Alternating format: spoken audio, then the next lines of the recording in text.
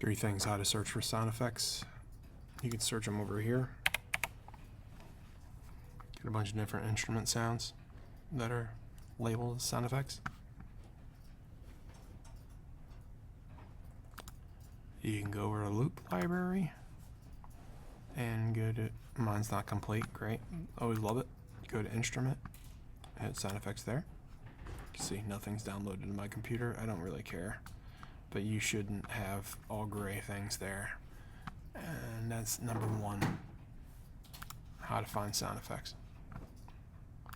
Number 2 is how to understand panning.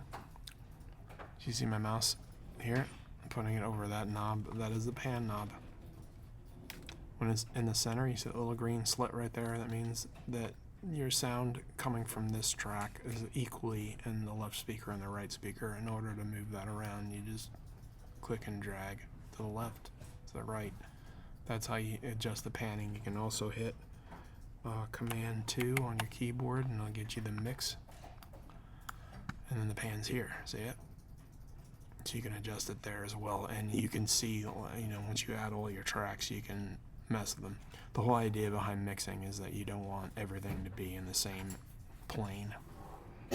So in other words, everything's in the center. It's like, you know, you're not a stereo mix. It's just you're using both speakers equally. The idea is like if you put this guy over here, then you're gonna want that one over here, and you balance it out. Now if you hit Alt and click on these, they'll center them. Alt click will put them back in the center if you want to reset them. Okay, that's panning. And the last thing you need to know is about reverb.